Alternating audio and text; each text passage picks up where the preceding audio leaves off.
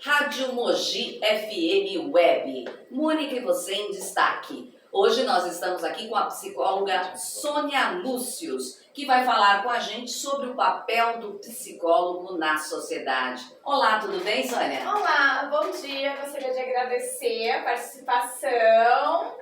Que ótimo, você já veio anteriormente com a gente, falou sobre o tema lutos, né? E hoje vai falar um tema diferente, o papel do psicólogo na sociedade. E depois nós vamos estar apresentando aqui o livro dela, Lágrimas à Distância. Olha aqui o livro, nós temos o livro da doutora Sônia Lúcius. Doutora Sônia, muito prazer em revê-la novamente, eu gostei muito da sua entrevista anterior, a doutora tem muita capacidade, tem muita expertise, experiência no assunto. E hoje nós vamos falar do psicólogo. Qual a importância do psicólogo na sociedade hoje? Sim, hoje em dia a gente tem uma visão diferente do psicólogo de antigamente, né? Antigamente ainda tinha essa restrição de ir no psicólogo, essa vergonha, esse tabu, não sou louco, né? Hoje em dia é uma coisa procurada por todo mundo e, na verdade, deveria ser até inserido em outros lugares, né? Em empresa, em escola, em todos os sentidos, em todos os ambientes, que todo mundo tem nossas questões pessoais. E é muito importante a gente falar sobre isso, né? Ter essa escuta de uma outra pessoa que está de fora, que é um lugar sem julgamento. Então, cada vez mais é importante a gente procurar, porque, né, nos dias atuais a gente tem muito mais coisas a resolver do que antigamente. Depois da pandemia, isso cresceu muito. Então, a gente tem a psicologia antes da pandemia e após a pandemia, onde as pessoas resolveram, né, procurar mais o profissional, e isso ficou muito mais leve, né? Hoje em dia, eu vou na minha terapia, vou no meu psicólogo, então as pessoas conversam sobre isso, não tem tanta vergonha como há um tempo atrás. Sim, e o que eu acho interessante também, como que a pessoa, pode ser a criança, pode ser o adolescente, pode ser o adulto, pode ser o idoso que pode procurar o psicólogo. Mas se a pessoa não tem conhecimento, a pessoa quer procurar um psicólogo, o que ela faz para procurar um psicólogo? Ela vai até a prefeitura, na Secretaria de Saúde? Ela vai num hospital? Como que ela se informa para saber onde fica um psicólogo? Sim, muita gente ainda não tem conhecimento do que o psicólogo faz, né? Às vezes, no consultório mesmo, recebo pessoas que vão lá, eu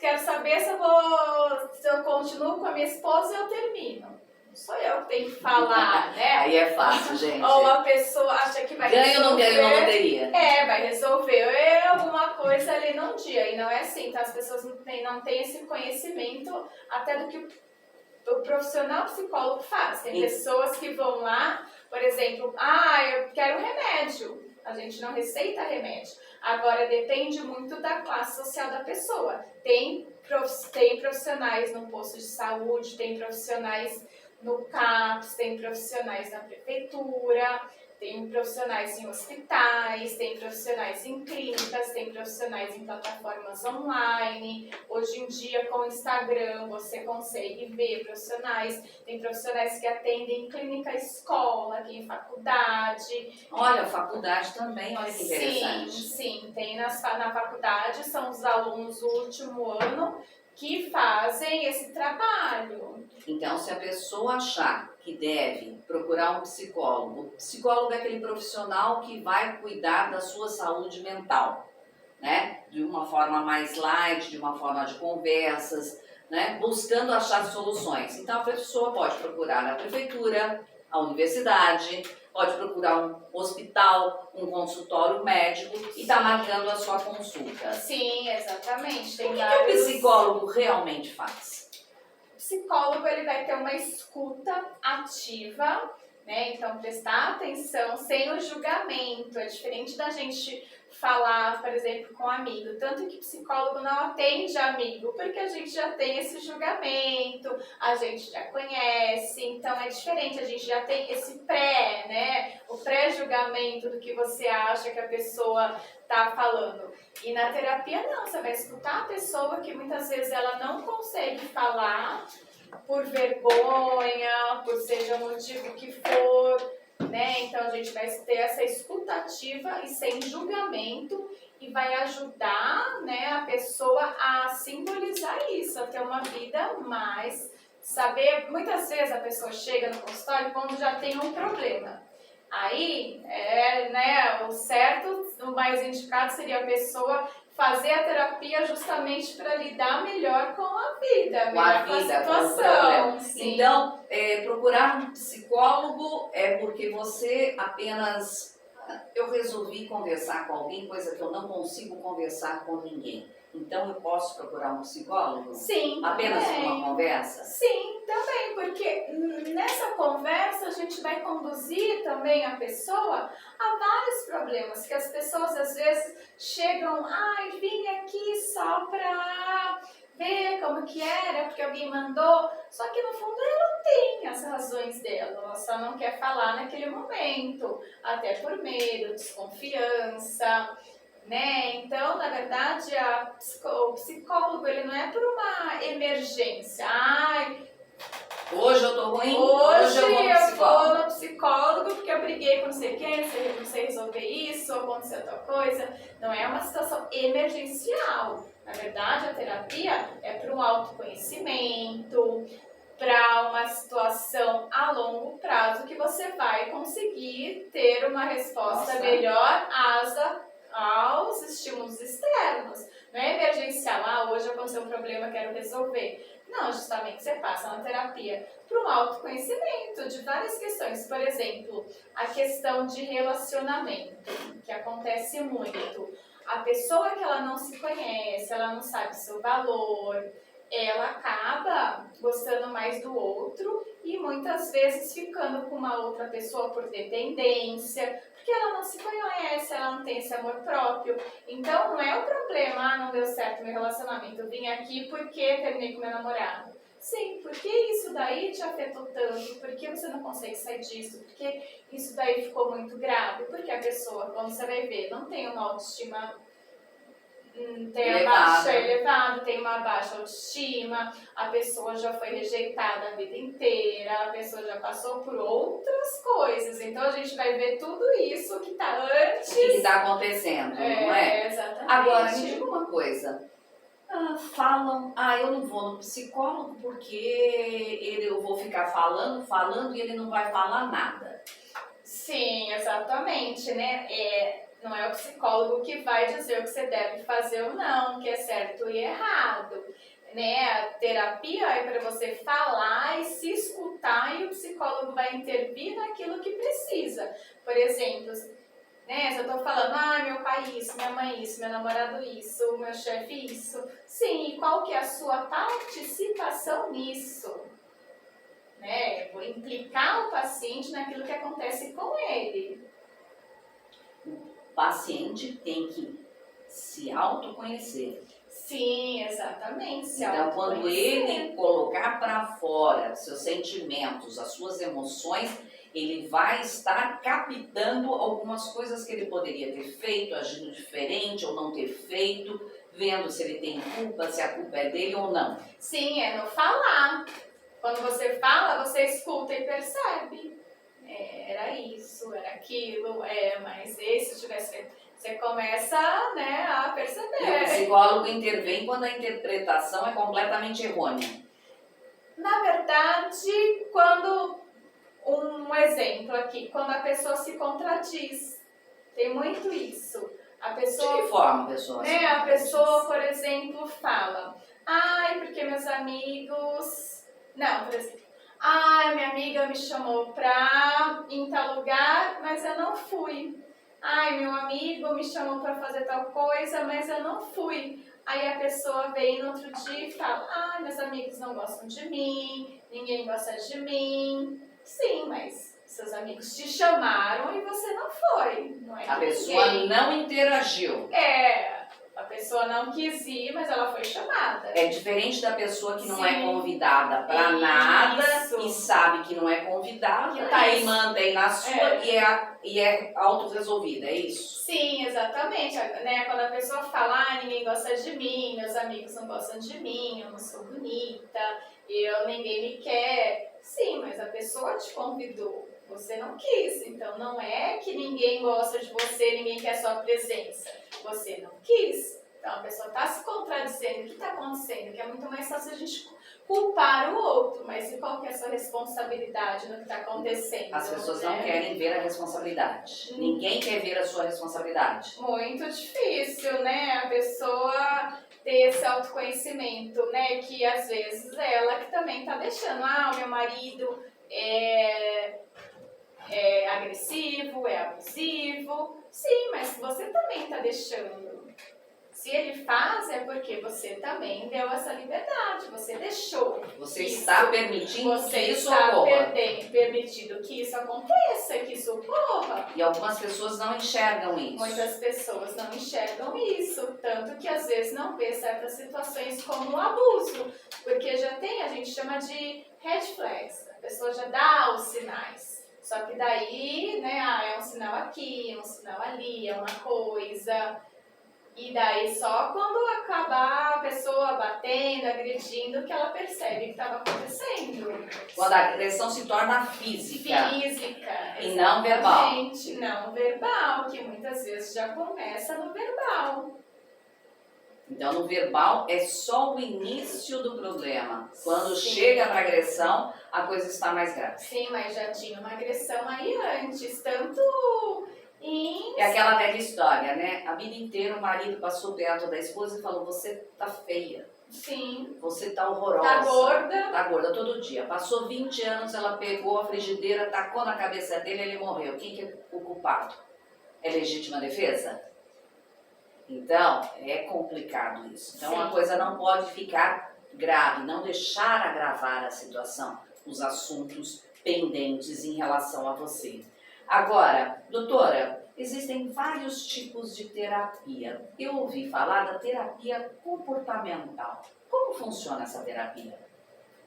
Sim, a terapia comportamental, ela acaba agindo mais num foco do problema da pessoa, né? Por exemplo, o que está acontecendo mais no aqui e agora, não que ela não investigue também o que já aconteceu, mas o foco maior é no aqui e agora, né? E a terapia comportamental, hoje em dia, ela tem várias ramificações. A gente tem a terapia do esquema, tem a terapia dialética, então tem chama a terapia de terceira geração, que são essas ramificações. Da comportamental? Da comportamental. Então, o que é essa? A terapia comportamental, pelo que eu saiba, ela tem começo, meio e fim, certo? Ela são exercícios que são feitos com a pessoa para que ela se auto-resolva e ela tenha uma alta, é isso? Sim, muitas vezes tem até a data estipulada, são tantas sessões. O psicólogo às vezes dá as tarefas, né, para você anotar como está a sua vida, tem a roda da vida, minha situação em tal lugar tá assim, anota, a outra parte da vida tá de outra maneira, né, então ali para você ver, muitas vezes, os pontos positivos, os negativos, então você vai visualizando nessas tarefas, muitas vezes para mudar o comportamento. Entendi. Agora, você disse que tem a terapia comportamental e de esquema, é isso? Tem a terapia do esquema, Como tem que é a o esquema? dialética. A do esquema é você falando como se fosse um diálogo entre você e você mesmo, ou você e uma outra pessoa. Como se eu estivesse falando. Eu mesma. Isso. Se eu tivesse feito da outra maneira, se eu falasse assim, ou aquelas pessoas que agem por impulso, por exemplo, né? Se eu tivesse feito. Eu fui lá e gastei todo o meu salário em maquiagem. Aí eu, nossa, por que eu gastei o meu salário em maquiagem? Sim, se eu não tivesse gastado com maquiagem, para você ter também esse autoconhecimento. Então, eu falo e eu resolvo. Digamos assim, eu tento dar uma solução para isso, dar uma resposta. Sim, você vai ver se você tivesse agido de outra forma, como seria, mais ou menos assim. Aí tem a do esquema, tem a dialética, que é... A dialética funciona de que forma? Ela é muito indicado para transtornos de personalidade borderline. O que é transtorno borderline? São, né, geralmente aquelas pessoas que elas não conseguem desapegar de um vínculo, elas têm um namorar, tudo é muito intenso, principalmente no relacionamento. É tudo muito intenso, então se elas namoram, elas fazem tudo com a pessoa, elas querem estar com aquela pessoa 24 horas, tudo elas agem com uma intensidade muito maior do que as outras É tido como pessoas. pegajoso? Também, uma pessoa pegajosa, uma pessoa que quer estar com a outra o tempo todo, que investe tudo que ela deveria investir também nela, investe numa outra pessoa. Em vez de, eu vou gastar comigo, eu gasto tudo Sim, que eu tenho com a outra. pessoa. É uma dependência da outra pessoa. Então gosta mais do outro do que de si mesmo. Gosta muito mais do outro do que a si mesmo, só que aí tem todos os critérios. É uma pessoa mais impulsiva, né? Tem um problema de relacionamento, principalmente. Ele tem que também, para ser diagnosticada, tem que ter todos os itens. E essa dialética funciona da mesma forma? O que eu faço, o que eu deixo de fazer? Porque a pessoa com borderline, ela não admite que ela faz isso para o outro. Como que funciona essa parte da dialética aqui? A pessoa com transtorno de personalidade borderline são pacientes considerados pacientes mais difíceis, até porque eles têm medo de serem abandonados. Então, muitas vezes, eles saem da terapia com medo do terapeuta abandoná-los. Eles têm muita dificuldade. Então, além de gostar da pessoa, ainda gosta do terapeuta, quer ficar com o terapeuta o resto da vida. Eles têm medo do vínculo, então eles às vezes não se vinculam com o terapeuta, saem da terapia com medo. O terapeuta não está gostando de mim, ele vai terminar a sessão, eles não gostam de me atender, ele não vai vir na próxima sessão. Então, eles têm muito isso. Então, são pacientes mais difíceis de trabalhar, porque muitas vezes eles não terminam o processo terapêutico, eles saem da terapia muito antes. Olha, interessante. Então, da comportamental temos essas duas opções. Tem mais alguma coisa na comportamental? Tem também a terapia afirmativa, tem outras ramificações, né? E cada uma é feito um estudo da pessoa e é trabalhado de uma forma diferente. É isso? Sim, com a pessoa. São formas diferentes, são abordagens diferentes. Terapia, então temos a comportamental, a terapia tradicional, que a pessoa se autorresolve ou não? São abordagens, tem a fenomenológica, tem a gestalt, a psicanálise, a comportamental, com essas ramificações. E são técnicas que o profissional vai utilizar. Agora me diga uma coisa, doutora. O paciente chega e fala que era a técnica tal para a doutora ou a doutora que escolhe a melhor técnica para o paciente? Na verdade, cada profissional, né, como a medicina, eu sou ortopedista, sou cardiologista, no direito sou criminalista, né, então a psicologia também, né, o profissional ele vai se especializar no que ele se identifica mais. Eu, por exemplo, me identifico com a abordagem psicanalítica, então eu trabalho com a psicanálise, né? Só que muitas vezes o paciente não vai se adaptar a esse tipo de abordagem. A gente muitas vezes pode até, né, mesclar um pouquinho, só que não é minha área, ou a gestalt, a comportamental, ou a fenomenologia. A psicanalítica, que é a sua área, como que funciona? A psicanálise, ela é cura pela fala e ela trabalha com o inconsciente, o que está por trás do que a pessoa está falando.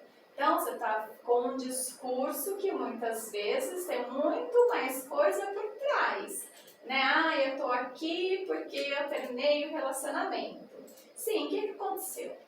Já é um histórico de abandono, um histórico de muitas coisas que vem por trás. Então a gente vai trabalhar a raiz, para que a pessoa da raiz, ela, né, ressignifique esse sintoma dela. Diferente de eu tratar só aquilo, né, tô com esse problema agora, vou tratar só isso para não ter mais, tá? Tenho medo de sair de casa, então vamos fazer exercício para vocês saírem um pouquinho hoje, amanhã outro pouquinho, até você sair. Só que isso pode voltar, porque não foi tratado a raiz. A psicanálise ela é mais demorada, porque ela vai tratar a raiz, ela vai em busca do que está acontecendo, o que causou que você tenha esse comportamento hoje. Por isso que às vezes a comportamental tem a data de começo, meio e fim, e a psicanálise não. Muitas vezes vai fazer pro resto da vida. Olha que interessante. O maior problema hoje, nem tanto é o dinheiro, nem tanto é a alimentação, as pessoas se preocupam mais com o relacionamento. Como que a doutora vê isso nos tempos de hoje?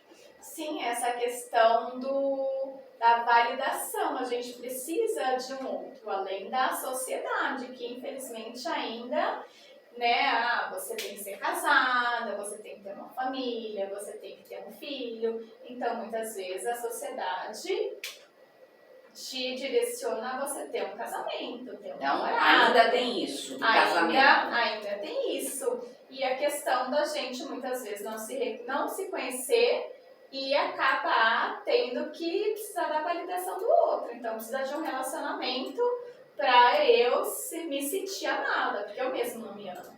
Eu preciso de uma validação de uma outra pessoa, eu preciso estar no relacionamento. Preciso dessa outra pessoa, eu não sei fazer nada sozinha. Isso é uma questão que ainda está difícil. Porque antigamente era assim, as mulheres elas eram obrigadas a casar, porque senão não tinham como se sustentar. Depois veio a independência da mulher, mas mesmo assim parece que o estigma do casamento, ele vigorou. Então, tanto o homem quanto a mulher, você tem que casar, senão você vai ficar sozinho na vida. Passou dos 30, né? Tem até idade, né? Você não pode chegar nos 30 sem casar, sem ter filho, né? Então ainda tem essa questão da sociedade. E muitas vezes essa dependência emocional. Porque as pessoas, por exemplo, o borderline, ele não consegue ficar sozinho, ele tem que ter essa outra pessoa.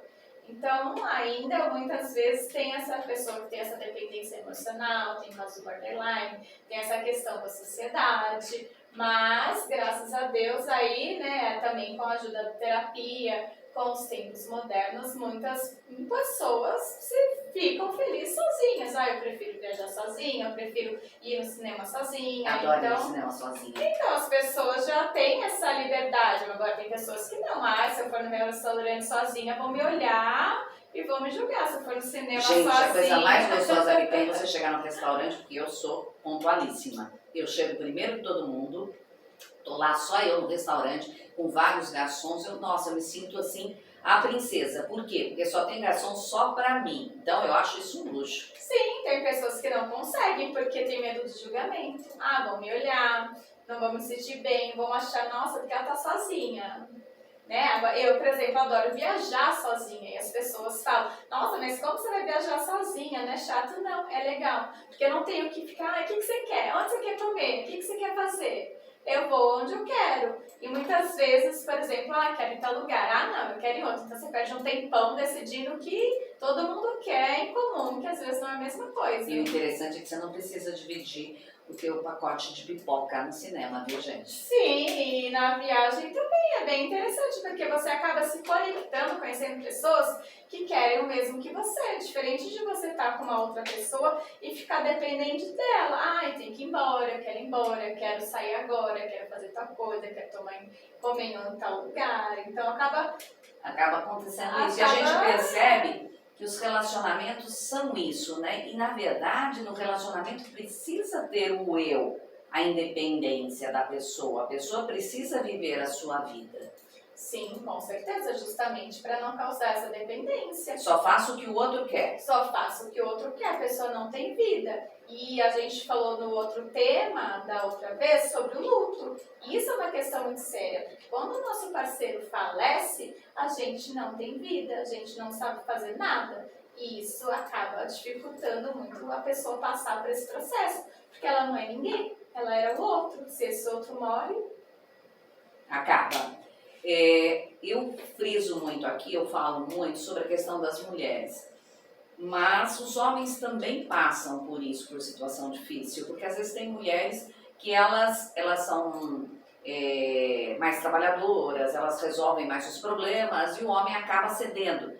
E muitas vezes quando a mulher vem a falecer, ele também não sabe o que fazer. A gente fala aqui muito das mulheres, porque desde lá de trás, a mulher é que vem sofrendo mais, ela que é mais aprisionada, entre aspas, dentro de casa, desde os primórdios. Então, por isso que é frisado esse aspecto. Mas isso pode acontecer tanto com homem, com mulher, com adolescente, com criança, com idoso. Existe idoso que depende do filho, não sabe fazer nada sozinho, como também criança que não sabe fazer nada sozinha. Hoje, devido às questões de criminalidade alta, muitas crianças não brincam mais na rua como antigamente. E também não tem mais autonomia. E isso vem fazendo com que os pais protejam muito essas crianças. Tanto é fato que muitas delas não querem mais dirigir.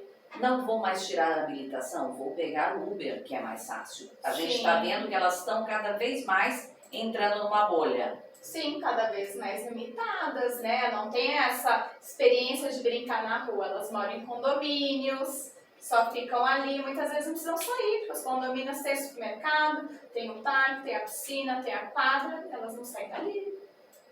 Fica muito difícil. Então, por isso que hoje está sendo criada uma nova sociedade pós-pandemia, que é cada vez mais difícil, né? A pessoa está mais aprisionada ainda. Sim. Ela não conseguiu sair daquela prisão e ela está colocando a família também em prisão. Sim, exatamente. Cada vez mais individualista, porque você não tem contato com as pessoas. Muita gente, depois da pandemia, inclusive, começou a trabalhar home office. Essa pessoa não tem contato mais com as pessoas. Ela só fica em casa. Então, isso é um perigo, porque a pessoa não consegue viver todos os sentimentos e todas as emoções e toda uma vida que ela tem para viver. Não, ela não consegue mais, muitas vezes, se relacionar com a pessoa, com outra pessoa. E muitas vezes acha ruim. Nossa, eu tenho que sair, tenho que ver pessoas, tenho que conversar. Ela já não sabe, desaprendeu o convívio com outra pessoa, o conversar, o abraçar. Tudo, né? Então fica muito complicado nesse aspecto. Por isso é importante, é imprescindível que se procure um psicólogo, porque às vezes você fica doente e não sabe que está doente. A doutora Sônia Lúcius, ela trouxe um livro aqui, Lágrimas à Distância, Reflexões sobre o Luto por Suicídio, um livro de sua autoria, e nós vamos sortear esse livro de forma diferente. Baixe o aplicativo da Rádio Mogi FM Web, que no aplicativo está Rádio Mogi FM, no Play Store. Então, baixe o aplicativo Rádio Mogi FM no Play Store e você vai estar concorrendo a este livro da doutora Sônia Lúcius, que é psicóloga, e está aqui hoje falando sobre o papel do psicólogo na sociedade. Doutora, e continuando, o psicólogo, ele sofreu muitos tabus, né? Porque eles falavam que o psicólogo ele não é médico, né? Quem é médico é o psiquiatra, o que dá remédio. Sim. Né? O psicólogo não, ele só bate papo, né? Só que a medicina, nesse caso, ela é feita de forma diferenciada. Ela é feita no autoconhecimento da pessoa. É isso? Sim, a terapia, ela vai, né, muitas vezes você, mas o psicólogo não fala nada. Sim, né, porque a pessoa tem que se escutar. E muitas vezes, principalmente hoje em dia, as pessoas querem soluções rápidas. Então, quando um psiquiatra toma um remédio, e também é um remédio para dormir, um remédio para acordar, um remédio para rir, um para chorar. Né, e porque são soluções rápidas, né, as pessoas não querem mais esperar. E a terapia é diferente, a terapia ela tem um tempo muito maior, não é só tomar um remédio e melhorar. Então hoje em dia as pessoas não querem mais sentir dor, elas não querem mais sofrer, elas não querem mais nada. Não, então remédio para dormir, para acordar, para não chorar, para se relacionar no trabalho, para tudo, né? Elas não querem nem ter mais sentimentos. Nem problema nenhum. Problema nenhum, né? Tem que Agora, resolver. voltando ao assunto do relacionamento, que é o assunto que todo mundo escreve para cá, manda por WhatsApp, recebo até ligação e não posso atender, sobre o relacionamento. É muito interessante que as pessoas, elas projetam no outro o amor, a paixão, o sentimento, elas criam o amor ideal numa pessoa. Quando termina o relacionamento, não era nada daquilo, não era nada disso. Então, na verdade, o erro é dessa pessoa, é isso? Sim, né? A gente às vezes fala, aquela pessoa é narcisista. Né? Tem o transtorno de personalidade narcisista e temos os traços narcisistas, né? Tanto que tem a história aí do Narciso que, né, amava a própria imagem. A gente tem na gente também isso. Muitas vezes a gente vê no outro aquilo que a gente ama a gente também. Às vezes a gente vê no outro aquilo que está dentro da gente. Que está dentro da gente. Né? Então eu gosto de você porque você faz o que eu quero. Também, né? Então você também faz o que eu quero. Tenho também um prazer em estar com você, porque muitas vezes você também faz o que eu quero. Você também parece comigo. No começo, né? Mas que você gosta de filme de ação, eu também gosto, né? Então aquele primeiro momento eu gostei da pessoa porque essas coincidências, ela gosta mesmo que eu, vamos em tal lugar porque eu gosto de viajar, eu também gosto, né? Diferente, difícil você vai se relacionar com uma pessoa que não gosta de nada de você, que você gosta, é completamente diferente. É muito mais difícil, a gente acaba no primeiro momento se aproximando de pessoas que têm mais afinidade, né? Só que depois você começa a perceber que esse outro não é você. Esse outro é diferente, ele tem os gostos dele, ele tem as individualidades dele. Aí a pessoa se frustra. Porque ela não é... Quando ela começa a enxergar que aquilo que ela projetou não existe. Aquela imaginação que não existe, porque ela idealizou uma coisa perfeita e a pessoa não é aquilo que ela idealizou, porque a gente tem os nossos defeitos, né? Então ela idealiza, ela projeta que aquela pessoa vai ser o príncipe encantado, vai fazer tudo por ela. Tudo lindo e maravilhoso. Tudo lindo e maravilhoso. E quando ela descobre que não é assim, o mundo cai, né? O castelinho desmorona. Então, na verdade, o defeito tá no outro, tá? Em nós mesmos que não... Sim, a gente que projeta, idealiza. Olha só, que gente. Muitas vezes não existe só na cabeça dela. Então, príncipe encantado em cavalo branco não tem por aí, tá? Viu? Não esqueça disso. E aí, o que